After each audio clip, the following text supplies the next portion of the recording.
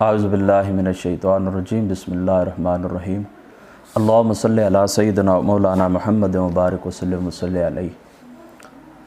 سفر شریف کی جو گفتگو ہماری جاری تھی، آج اس کا چوتھا حصہ ہے، اور پچھلی قسط کے اندر یعنی تیسرے حصے کے اندر میں نے عرس کی جو اصل ہے تو اس کی میں نے گفتگو کی تھی۔ تو آج انشاءاللہ تعالی میں نے وعدہ کیا تھا کہ ایک بات وہاں پر میں چھوڑ آیا تھا نا، ایصال ثواب، تو ایصال ثواب کی میں مختصر آپ کے سامنے دلائل عرض کرتا ہوں، چونکہ ایصال ثواب کے اوپر کئی دفعہ گفتگو ہو چکی ہے، لہٰذا مختصراً صرف میں ایک آیت آپ لوگوں کے سامنے پڑھتا ہوں قرآن پاک کی، اور 3 حدیث پاک نبی پاک صلی اللہ تعالیٰ علیہ وآلہ وسلم کی میں آپ کو سناتا ہوں، اور ائمہ کے 3 اقوال میں پیش کرتا ہوں آپ لوگوں کے سامنے۔ دیکھیں، اللہ تعالیٰ قرآن پاک کے اندر فرماتا ہے والذین جاءوا من بعدہم یقولون ربنا اغفر لنا ولإخواننا الذین سبقونا بالایمان۔ دیکھیں، اللہ تعالیٰ مومنین کی بعد میں آنے والے یعنی انصار اور مہاجرین کے بعد آنے والے مومنین کی یہ صفت بیان کرتا ہے، اور صاحب تفسیر مظہری قاضی ثناء اللہ پانی پتی بہ کے وقت رحمۃ اللہ تعالیٰ علیہ، آپ تفسیر مظہری کے اندر آپ فرماتے ہیں کہ من بعدہم سے مراد قیامت تک آنے والے لوگ ہیں، یعنی من بعدہم کے نیچے قیامت تک جتنے بھی مسلمان آئیں گے وہ مراد ہیں۔ تو وہ کیا کہتے ہیں؟ ربنا اغفر لنا، اے اللہ تعالیٰ ہماری بھی بخشش فرما، وَلِإِخْوَانِنَا الَّذِينَ سَبَقُونَا بِالْإِيمَانِ، اور جو لوگ ہم سے پہلے دنیا سے رخصت ہو گئے تو ان کی بھی مغفرت فرما۔ تو کیا مطلب؟ ہم ہاتھ اٹھاتے ہیں، دعا کرتے ہیں تو اللہ تعالیٰ وہ دعا سنتا ہے، ہمارے اٹھے ہوئے جو ہاتھ ہیں وہ رائے گاہ نہیں جاتے، یعنی ہماری دعا کا ہم جب دعا کرتے ہیں کسی کے لیے تو ہماری دعا کا فائدہ دوسرے کو پہنچتا ہے۔ جو ہم سے پہلے ایمان کی حالت میں دنیا سے چلے گئے ہیں تو ہماری دعا ان کی بخشش کا ذریعہ بن سکتی ہے، ان کے بلندی درجات کا ذریعہ بن سکتی ہے۔ تو عرس پاک کے اندر ہم کیا کرتے ہیں؟ عرس کے اندر ہم یہی کرتے ہیں، دعا کرتے ہیں ان کے درجات کی بلندی، اگر وہ اس شخص کی بخشش ہو چکی ہو تو اللہ تعالیٰ ان کے درجات بلند فرماتے ہیں۔ بس یہ اشارہ کافی ہے آپ کو۔ اب آتے ہیں حدیث پاک کی طرف۔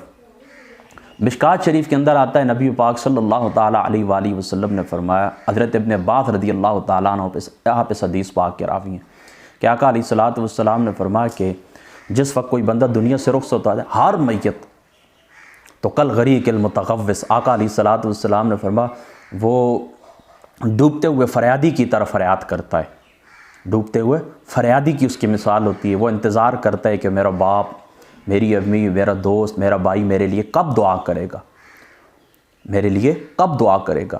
تو جس وقت اس کو پھر وہ دعا پہنچتی ہے تو آقا علیہ الصلوۃ والسلام نے فرمایا کہ وہ دعا اس کو دنیا و معافیہ، یعنی دنیا اور دنیا کے اندر جتنی بھی نعمتیں سب سے محبوب تر اس کو وہ دعا ہوتی ہے۔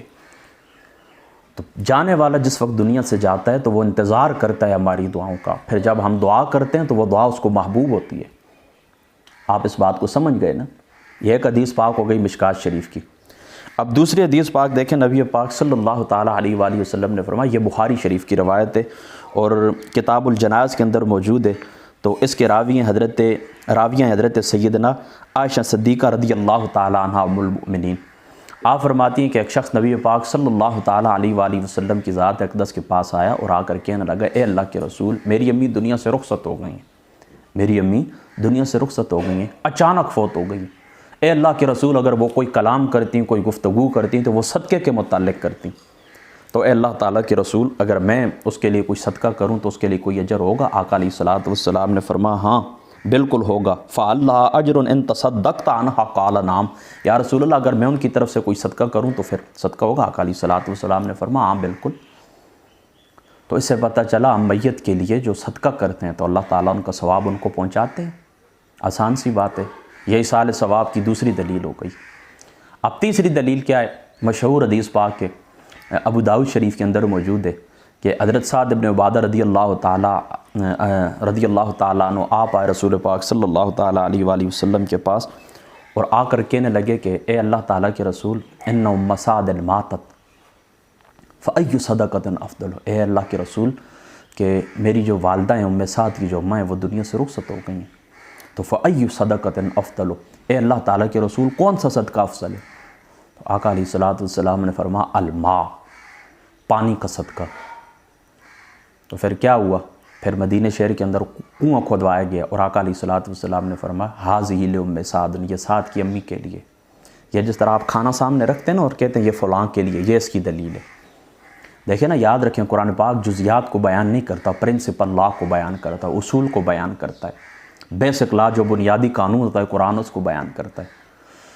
تو قرآن پاک کی جو آیت میں نے آپ لوگوں کے سامنے پڑھی ہے یا یہ جو 3 حدیثیں میں نے آپ کو سنائیں، اس سے کیا ثابت ہوتا ہے؟ اس سے یہ ثابت ہوتا ہے کہ آپ دعا کریں یا کوئی کھانا یا پینا، یا کوئی کھانا یا کوئی پینا آپ صدقہ کرنا چاہیں تو آپ یہ کہہ سکتے ہیں کہ یہ فلاں کے لیے۔ یعنی دیکھیں، وہ پانی پینے تو مدینے والوں نے تھا، مسافروں نے پینا تھا، کس کو پیاس لگی ہو، کوئی راستے سے گزرا ہے، کوئی مسافر مہمان ہے، اس نے پینا تھا، تو اس کا ثواب کس کو ملنا تھا؟ حضرت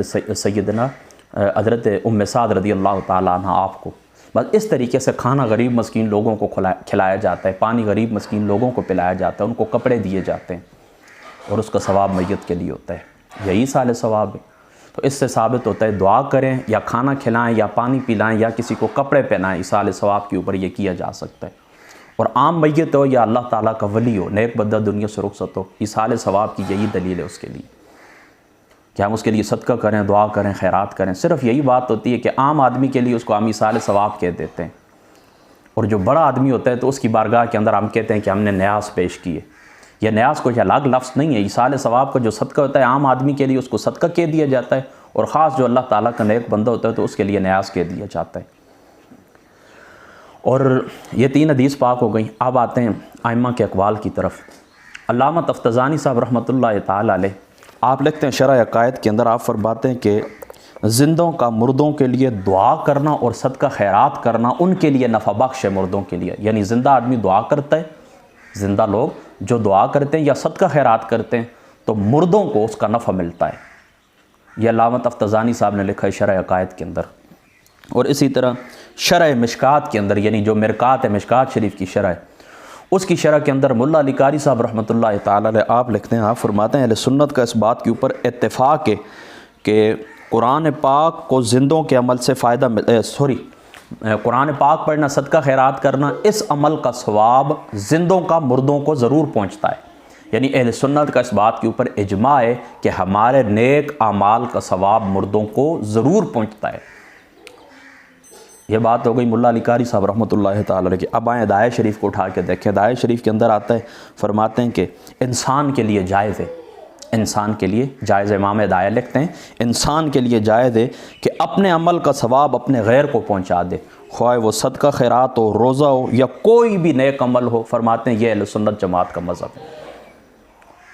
تو قرآن سے یہ بات ثابت ہوئی، رسول پاک کے فرمان سے یہ بات ثابت ہوئی، ائمہ کے اجماع سے یہ بات ثابت ہوئی کہ ہم دعا کریں، صدقہ خیرات کریں، کچھ بھی کریں، اپنے کسی بھی عمل کا ثواب دوسرے کو دینا چاہیں دے سکتے ہیں۔ تو سابقہ جو میں نے گفتگو کی تھی عرس کے متعلق، تو میں نے آپ کو بتایا تھا کہ عرس ایصال ثواب ہے، تو یہ ایصال ثواب کی یہ دلائل ہیں۔ اور عرس کی جو عرس لفظ کی جو اصل تھی یا جس وجہ سے ہم اس دن کو عرس کا دن کہتے ہیں، وہ گفتگو بھی میں نے آپ کو سنا دی۔ بس یہی کل مختصر اور اجمالی گفتگو تھی، سمجھدار کے لیے اشارہ کافی ہوتا ہے۔ جس وقت کہیں پر بیان یا خطاب ہوتا ہے تو وہاں پر تفصیلی گفتگو ہوتی ہے، لیکن یہ جو ویڈیو بنتی ہے یہ زیادہ سے زیادہ 10-12 منٹ کی ہوتی ہے، لہذا اس کے اندر اشارہ ہی دیا جا سکتا ہے اور سمجھدار کے لیے اشارہ کافی ہوتا ہے۔ اللہ تعالیٰ عمل کی توفیق عطا فرمائے۔ السلام علیکم ورحمۃ اللہ۔